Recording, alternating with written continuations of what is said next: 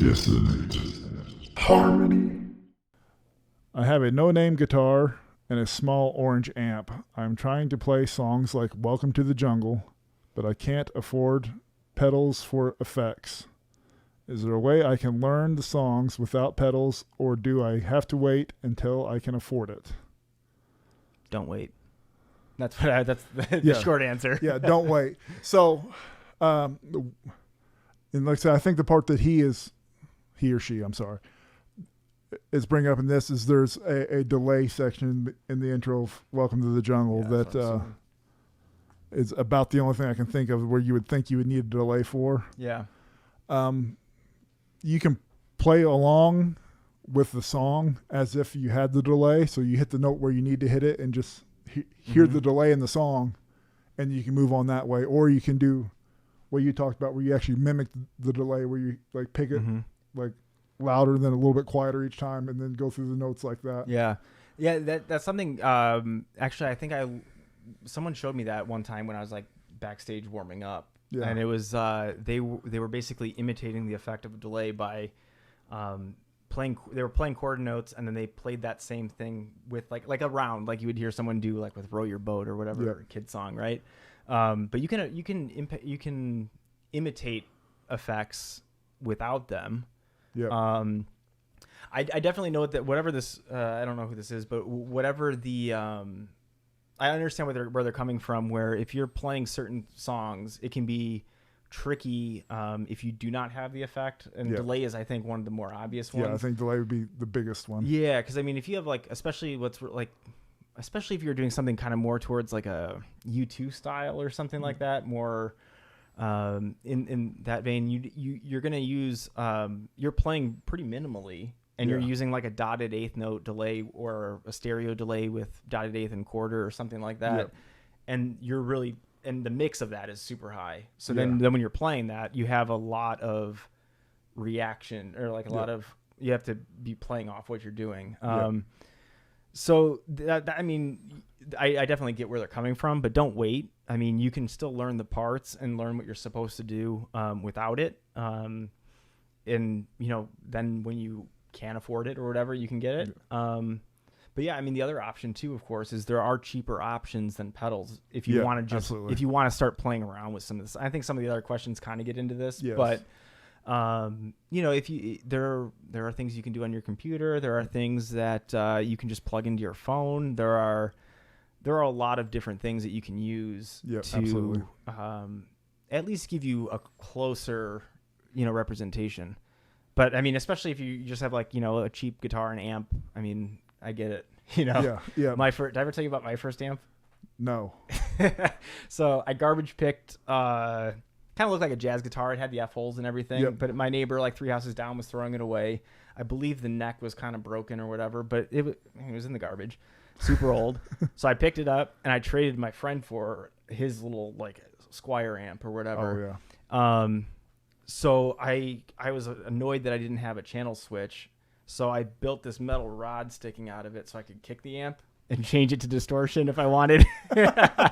So needless to say, I broke it pretty quickly. Yeah. But then because of that, it started turning itself on and off on its own.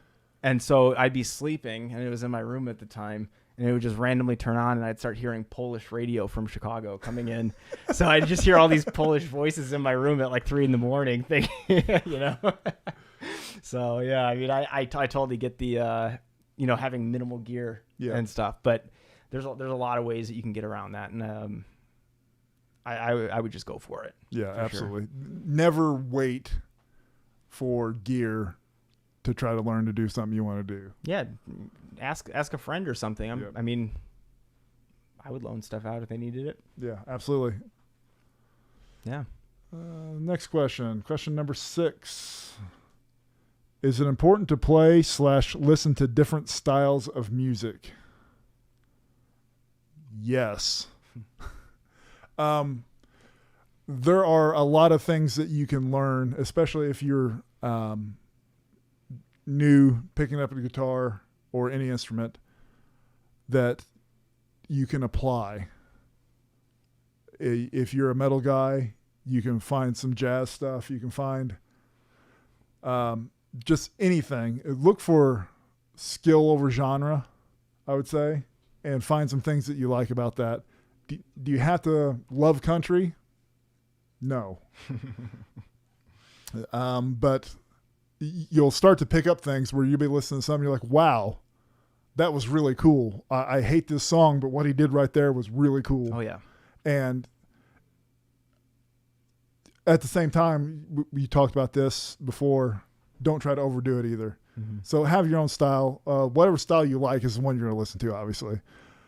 It's good to branch out. It's good to, it makes you kind of approach it in different ways so that you just think about what you're doing differently from a different angle, and things will start to click a little bit more sometimes. Absolutely. I feel like I guess there's a couple things just to be kind of cautious of. One would be spreading yourself too thin and just trying to do too much. Oh, absolutely. So, I mean, if you're focusing on different styles, totally cool. But if you're, say, maybe try and group them in some way. So maybe you're doing pentatonic scales for country and for blues and for metal or whatever, you know, but try and like apply things in different ways. So you're not stuck only, like, for example, like one of the cool things about jazz is that it's pretty much based exclusively on seventh chords. It's rare to see a triad, right? Yep. And so if you translate that to a distorted guitar, a lot of times it sounds pretty shitty, having the full voicing. So then you have to kind of go into your brain and figure out what's going to work well for the voicing to make that seventh chord, you know, ring out properly and sound how you want. There's always a way of applying whatever technique or concept to any style. It's just it might not be the most obvious at first, you know. But I mean, at the same time, I mean, if you're, I mean, obviously us being more metalheads, you know, I'll use that as the example again. But if we're thinking of like film scores, there are so many similarities between like a Hans Zimmer score and like a metal track. Yep. So absolutely. many. I mean, you can. I mean, people have obviously been playing like Paganini and violin pieces on guitar for a long time. But if you have, I mean, you could play the cello part and make that could be an awesome riff. Yeah, absolutely. Know? I had a student that took a bunch of Meshuggah songs and ran them through the East-West Symphonic Orchestra. It was hilarious. But it was just like string quartets and stuff playing. Oh, that sounds I'll get amazing. them for you. They're awesome. I need that. Yeah. But yeah, I mean, I would say analyze what you like. So when you're like kind of what you were saying, whatever you're listening to, figure out why you like it. Could be the rhythm, could be the melody, could be whatever, and then use that to your advantage. You know, Absolutely. help you build that whatever creative side of things you're going to do. And some of my favorite guitar players are killer classical guitar players. So every once in a while, Loomis will break out some stuff, and hell, the intro to Miles and Machines is one of the coolest things that have been put to tape. So I should learn that again. That was hard. Next question. How long should I learn 6-string guitar before learning 7-string guitar? I mean, I don't really feel like there's a time frame personally. I mean, myself, I think I got my first 7-string about a year and a half or so into playing. It wasn't too long. I mean, if your goal is to be on a 7-string, it is not a different instrument. Yeah, it's an extension, but it's not something totally different. You've seen my 8-string obviously from Conklin. That is, you know, will mess with your head.